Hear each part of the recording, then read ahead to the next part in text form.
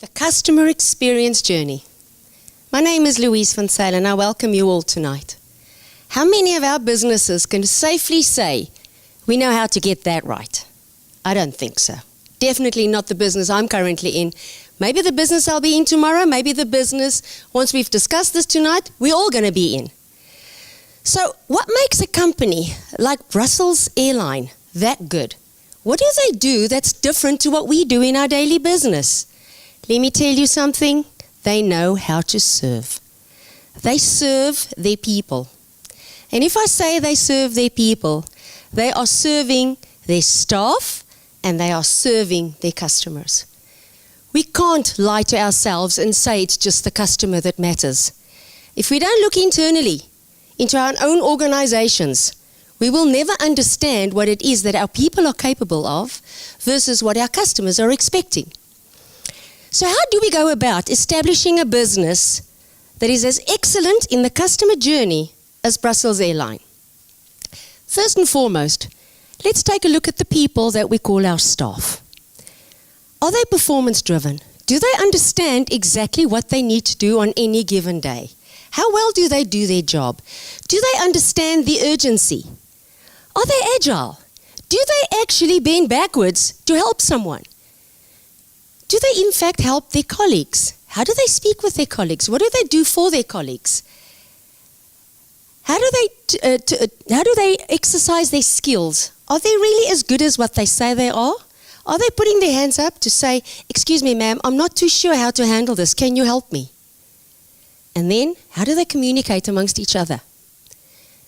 Well, the fact of the matter is, as business owners, it's up to us to show them the leadership, to show them the example of what makes a good company. Let me tell you, customers expect performance. Customers are expecting agility. We just saw it in the Brussels Airline. These folks did something way out of line, totally. Nobody thought they'd do that, right? They're expecting us to have the skill to perform the job that they're expecting from us. And they want us to communicate. If we don't do it internally, how on earth are we going to do it for our customer? Let's kick off and start doing it internally so that we can see the organic growth within the business. Let's get the people excited. Let's get them engaged so we can show the true excellence and the value about what our business is about. Then I think the next step, let's educate ourselves. Let's start understanding who the staff is that works for us and who's the customer that we're going to be servicing. Let me tell you, I could be your staff member any day. I'm a baby boomer. I could be your customer, who's also a baby boomer. Are we recognizing that baby boomers want to be treated differently than the Generation Z? Of course they do. Baby boomers actually want to speak to people. Make sure that your staff members who are of the older kind, that they feel loved. If you show them the love and the engagement, I guarantee your customer will feel it too. There's 6.6 million baby boomers in South Africa. We can't discard people like me. We have something to say, and we're going to say it. Then we can look at the Generation X. These folks are really what you call the middle child. Why do I say that? So the middle child is the poor oak that was born between the baby boomers and the millennials. They're actually the smallest generation. Let me tell you something you may not have known. They are probably some of the smartest folk you know. I don't know how many of you know people of 40, around 35 to 40 to 45 years old. Let me tell you, they're smart folks. They know what they had, they know where they are, and they know where they want to go. They're part of your staff. Don't ignore them. They know where they are and they know where they want to go. They're going to take your customers there. Make sure that you align these people with one another. Then we look at the millennials. Let me tell you, 2.5 billion millennials worldwide. It's the biggest generation yet. These guys will take your business and drive it for you. If you have millennials working for you, if you have that 36-year-old, 32-year-old working for you, make sure that you're servicing them internally. Make sure that you give them the responsibility because they seek it.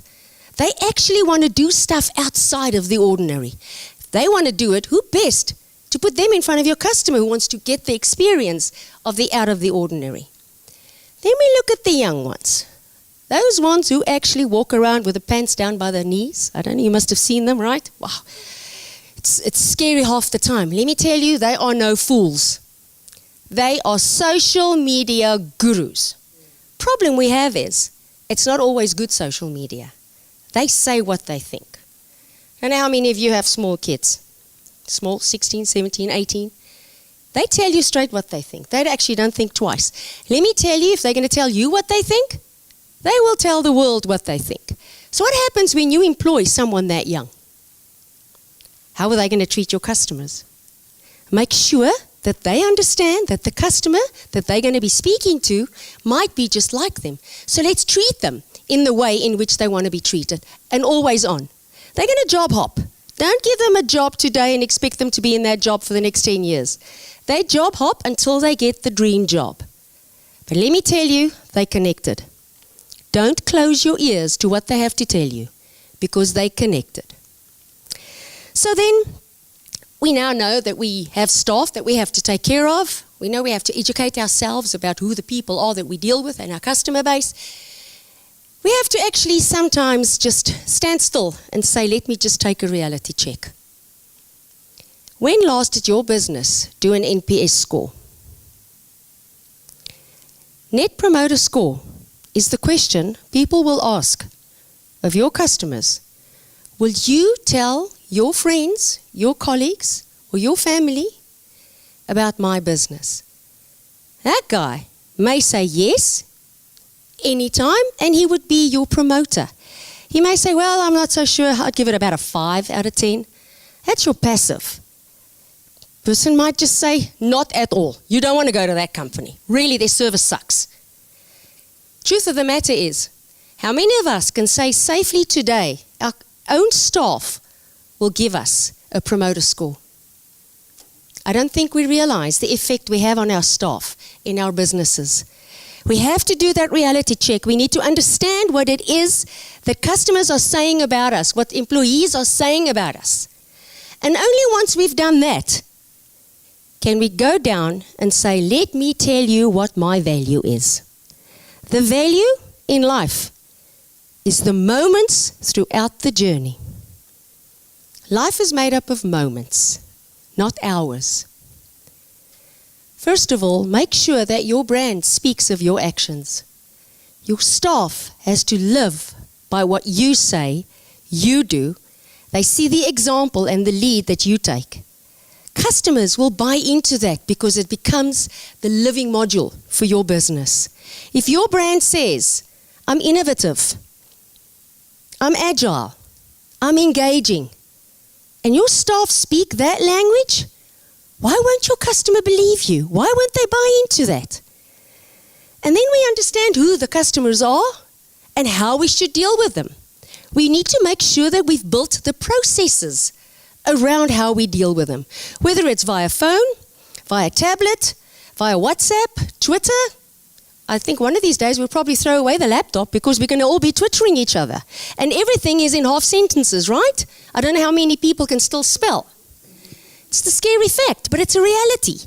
We have to make sure that the business is in line with the requirements from the customer. And then when we look at the communication, ever-present communication. Folks, I can't say this enough. If you don't communicate, nobody will know. You have to speak. Speak to people, tell them what happens, tell them what should happen, and tell them what did happen. And then they're ever present. I got your back. Mr. Customer, I got your back. Mr. Staff Member, I have your back. And then when all is said and done, we look at what Steve Jobs once said to us. You've got to start with the customer first. And then you work back to the technology. Thank you so much for your time.